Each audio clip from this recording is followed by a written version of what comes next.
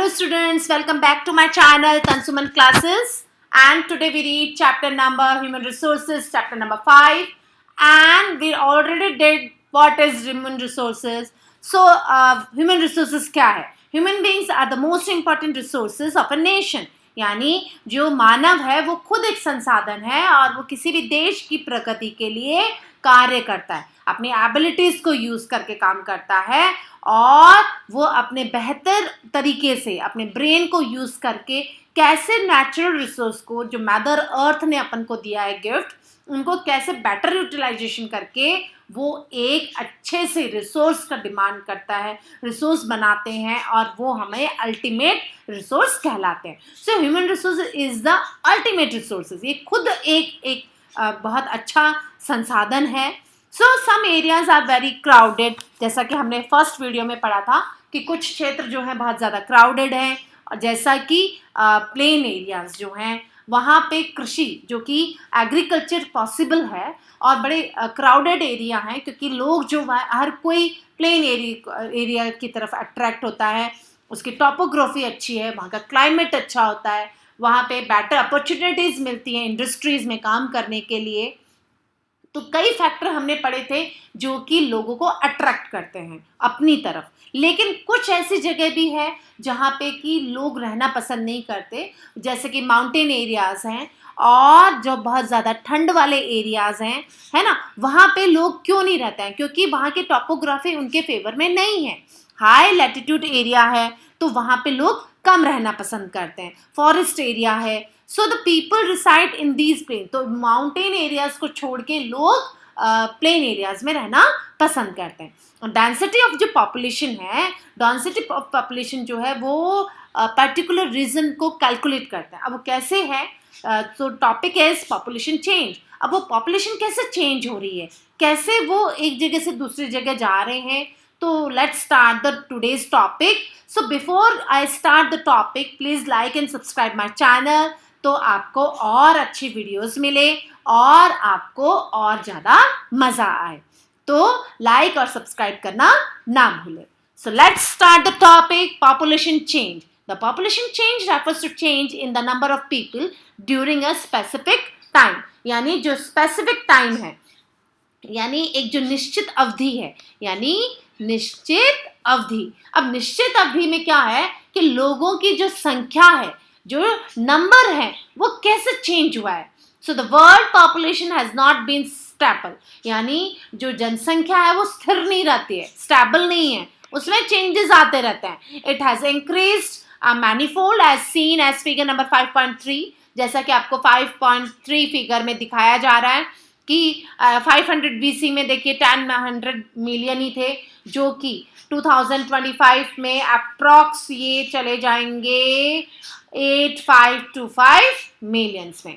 अब आप देखिए क्यों, because it has increased manifold as seen as figure number 3 बार. ये क्यों बढ़ते जा रहे हैं? And this is actually due to the changes in the number of birth and death.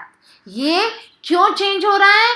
क्योंकि जो डेथ रेट है और वो बर्थ रेट है उसमें चेंजेस आ रहे हैं. ऐसा वास्तव में जन्म और मृत्यु की संख्या में चेंजेस आने का कारण हुआ है. अब मानव इतिहास जो है, जो Indian history, extremely long period of human history, जैसा कि आप जानते हैं कि मानव जो इतिहास है वो बहुत पुराना है, अंटिल द 1800s, यानी सन 1800 की जो बात करी जाती है. तो world's population grow steadily but slowly.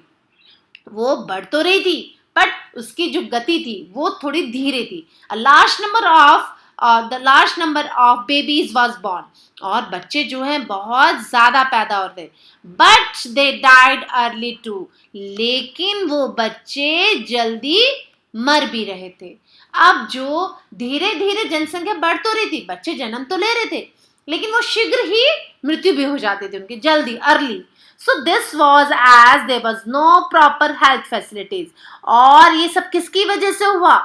Health facilities जो थी वो प्रॉपर नहीं थी. यानी जितने बच्चे पैदा हुए उनमें से आधे अगर मर जाते हैं तो sufficient food was not available. और दूसरा कारण था कि सफिशिएंट फूड जो है वो उनको अवेलेबल नहीं हो रहा था. एंड दूसरा क्या है कि farmers were not able to produce enough to meet the food requirement for all the people, और जो ह्यूमन है वो इनकी डिमांड को पूरी नहीं कर पा रहे थे, जो हमारी रिक्वायरमेंट है खाने की वो पूरी नहीं हो पा रही थी. As a result the total increase in population was very low. इसकी वजह से हमारी जो जनसंख्या है वो इतनी जल्दी से नहीं बढ़ पाई. बट इन 1804 में the world population reached 1 billion. अब आपको ये जान के हैरानी होगी कि 1804 में 1 बिलियन जो जनसंख्या थी, 155 years later in 1959 the world population reached 3 billion, जो कि अब बढ़कर 3 बिलियन हो चुकी हैं. And this is often called population explosion, जिसको कि हम पॉपुलेशन एक्सप्लोजन के नाम से जानते हैं. यानी अब जो जनसंख्या है वो बहुत ज़्यादा बढ़ चुकी है और ये एक ब्लास्ट हो रहा है. यानी जनसंख्या ज़्यादा बढ़ने की वजह से उसका जो जनसंख्या वृद्धि हो रही है वो बहुत ज़्यादा हो रही है. और क्या होगा साथ ही साथ में, the main reason of the growth was that better food supplies. और ये सब किसकी वजह से हुआ है? ये सब हुआ है, द मेन रीजन, इसका प्रमुख कारण है अच्छा खाना, अच्छा खाने की सप्लाई, मेडिसिन अच्छी होना, और डेथ वाज रिड्यूसिंग, और जो मृत्यु दर है वो कम होती जा रही है. while the number of births still remain fairly high, जबकि जो जनसंख्या वृद्धि है वो तो कम है, लेकिन अब जो खाना है लोगों का वो बहुत अच्छा मिलने लग गया लोगों का, और लोगों को औषधियाँ मिलने लग गई, मेडिसिन मिलने लग गई. तो अब जन्म दर अभी भी बहुत अधिक रही है, लेकिन हमारी जो जनसंख्या है वो बहुत ज़्यादा है. बट आर यूजली मेजर्ड, जो जन्म दर होती है वो किस में नापी जाती है? Birth rate. वो नापी जाती है the number of lives birth as per 1000 people, यानी प्रति व्यक्ति के 1000 लोग जो हैं, यानी जन्म दर प्रति 1000 व्यक्तियों पर जो जीवित व्यक्ति हैं उनके संख्या के पीछे नापा जाता है. And death are usually measured using the death rate, the number of deaths as per 1000 people. और मृत्यु दर को प्रति 10,000 पीपल्स के मृतकों की संख्या के पीछे नापा जाता है. And migration is the movement of the people in and out of an area. और जो माइग्रेशन होता है यानी एक जगह से दूसरी जगह जाना, माइग्रेट यानी प्रवास होना, यानी दूसरी जगह से लोगों का आ जाना, भी ये भी एक जनसंख्या का बहुत बड़ा कारण होता है कि जनसंख्या में चेंजेस आते रहते हैं. So the birth and death rate are the natural causes of the population change. और ये प्राकृतिक रूप से चेंज आते रहते हैं, लेकिन the difference between the birth rate and death rate of the country is called the natural growth rate.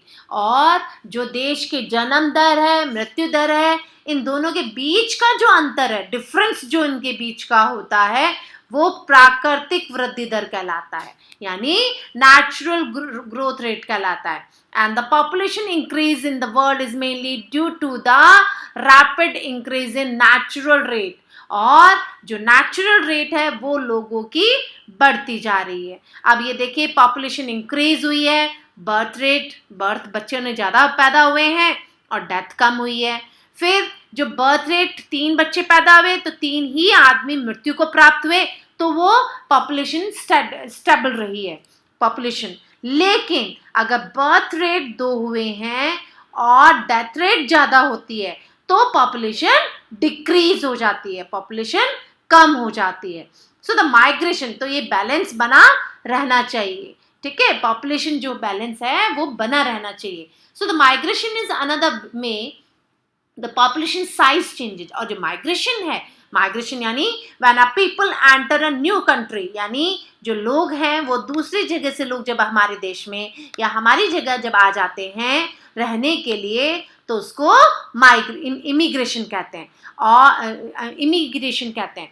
और साथ ही साथ में जब व्यक्ति नए देश में जाता है ना, और जब व्यक्ति एक देश को छोड़ देता है तो उसको इमिग्रेशन कहते हैं. When a person leaves a country. तो अब आप ये देखिए कि इमिग्रेशन और माइग्रेशन जो होता है, इमिग्रेशन और माइग्रेशन जो होता है, ये भी रिस्पॉन्सिबल होते हैं कि लोग, कितने लोगों ने हमारा देश छोड़ा, कितने लोग हमारे देश में आए, कितने स्टेट्स में आए, कितने स्टेट से बाहर गए। ये भी जनसंख्या के बढ़ने का बहुत बड़ा एक कारण होता है. So countries like United States of America and Australia have gained in numbers by in migration और immigration. यानी जो लोग हैं वहाँ पे जब व्यक्ति नए देश में जाता है, यानी यहाँ पे जब लोग आ गए तो वो यहाँ की पॉपुलेशन जो है वो भी अंदर उस पर बड़ी संख्या में फर्क पड़ा अमेरिका और ऑस्ट्रेलिया के. ठीक इसी तरीके से Sudan is an example. Sudan जो है is an example of the country that has experience a loss in population. और जो सूडान है वहाँ पे जो जनसंख्या है उसका नुकसान हुआ, यानी वहाँ से उत्प्रवास हो गया, लोगों की कमी अनुभव होने लग गई है, लोग अब वहाँ पे कम रहने लग गए, कम आ जाते हैं. So the general trend of the international migration is the from the less developed nation to the more developed nation in search of better employment opportunities.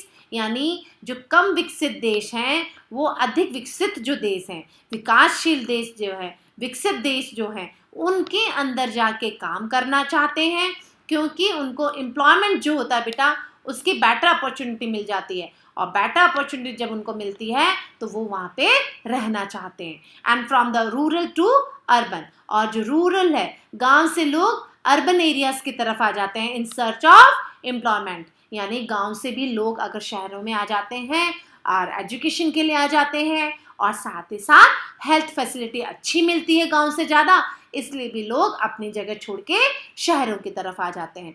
A pattern of population change. अब जनसंख्या का जो प्रतिवर्तन, जो प्रतिरूप है, वो कैसे change हो रहा है. So the rate of population growth very cross the world, all through the world total population is rising rapidly. यानी जनसंख्या जो वृद्धि है वो हर देश में हर अलग अलग है, यानी विश्व में जनसंख्या का जो वितरण है, वो जो पैटर्न है वो अलग अलग है. All through the world total population is rising rapidly. और जैसा कि जो देश हैं उनमें जनसंख्या बढ़ रही है, लेकिन सभी देशों में ये जनसंख्या वृद्धि हो रही है ऐसा नहीं कहा जा सकता. अगर हम कहते हैं कि हमारे इंडिया में बहुत ज़्यादा पॉपुलेशन ग्रोथ हो रही है, but not all countries are experiencing this growth.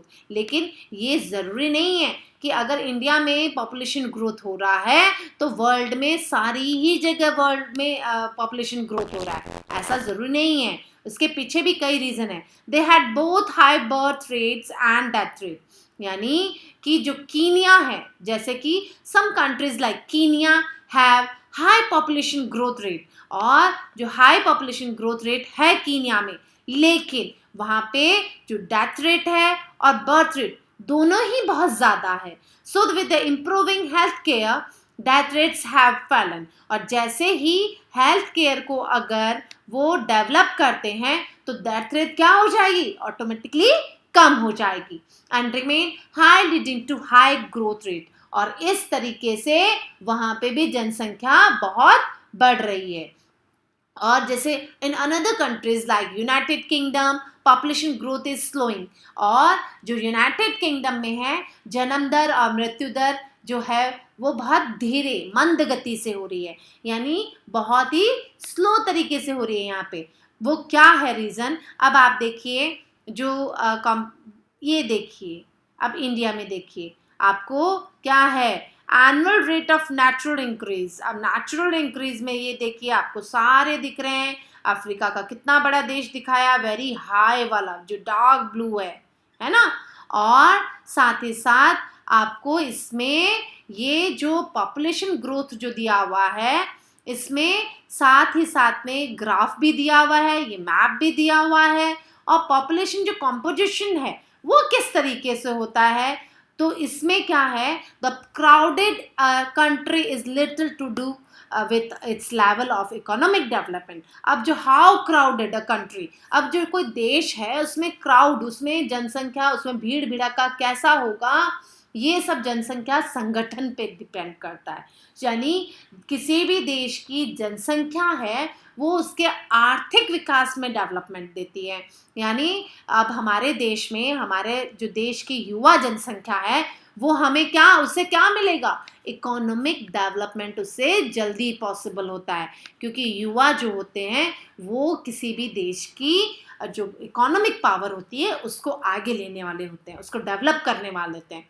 For example, both Bangladesh and Japan are very densely populated. जैसा कि बांग्लादेश आपको पता है और जो जापान है ये दोनों डेंसली पॉपुलेटेड है, but Japan is far more economically development than Bangladesh. लेकिन बांग्लादेश से ज़्यादा विकास इकोनॉमिक, आर्थिक रूप से किसका ज़्यादा है, जापान का ज़्यादा है। अब जापान में क्यों है, to understand the role of the people as a resources. यानी अब आपको एक संसाधन के रूप में लोगों को समझना होगा, उनकी भूमिका, उनका रोल आपको समझना होगा।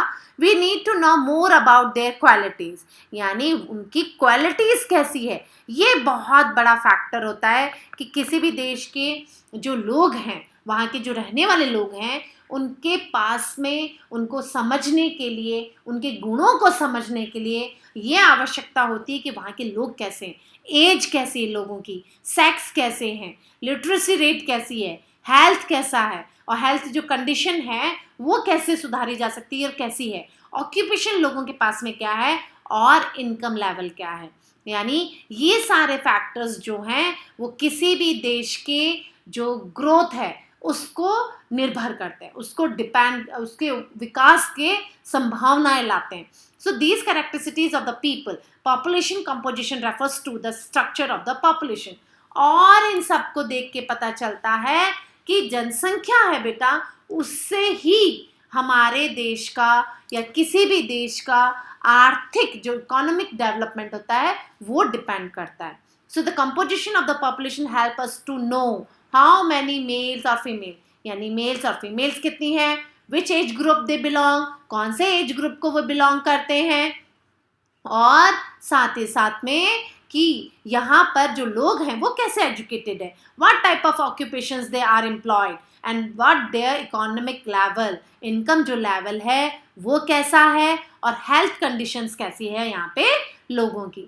यानी वहाँ के लोगों की हेल्थ कंडीशन अच्छी होनी चाहिए, उनके इनकम पे डिपेंड करता है, क्या काम कर रहे हैं वो। As interesting way of the studying the population composition of the country is looking at the population pyramid, जो कि population pyramid आपको जो दिया हुआ है, it is called the age sex pyramid, जिससे कि age sex pyramid के नाम से जानते हैं।